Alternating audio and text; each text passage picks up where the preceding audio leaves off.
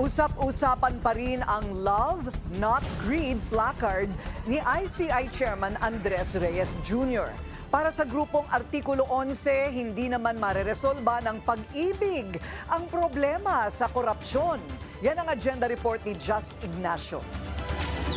Pwede kitang bigyan ng love. Alam mo bakit? Kasi siya ay brand ko sa fraternity. So, pwede kitang bigyan ng love. Pero we don't need love sa ganitong sitwasyon. What we need is laban.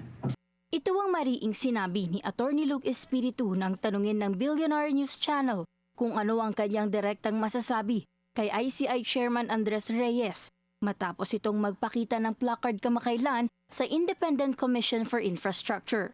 Tinututulan ng Artikulo 11 ang panawagan ni Chairman Reyes para sa love sa gitna ng pananalasa ng Bagyong Tino kung saan marami ang nasalanta, agarang hustisya at pagpapanagot sa mga opisyal na sangkot sa flood control mess daw ang matagal nang dapat gawin.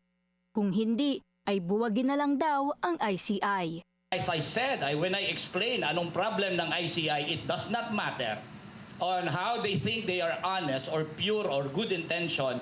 It is written, as I said, in the DNA of the ICI, it is written in the stars na by the very nature of its creation, yan ay simply magiging cosmetic.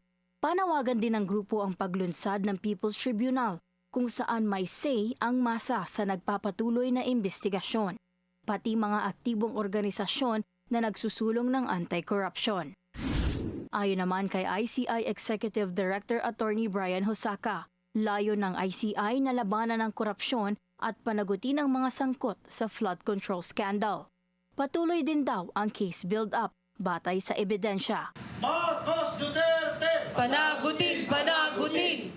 Ngayong araw ang simula ng 11 days of protest against corruption ng Artikulo 11, kung saan inaasahan ang sunod-sunod na pagtitipon sa iba't ibang lugar hanggang sa malawakang kilos protesta sa Bonifacio Day, November 30.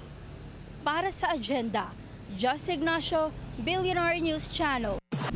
Manatiling nakatutok sa Bilyonaryo News Channel. Sumubaybay sa aming social media accounts at mag-subscribe sa aming YouTube channel para sa mga bago at eksklusibong balita.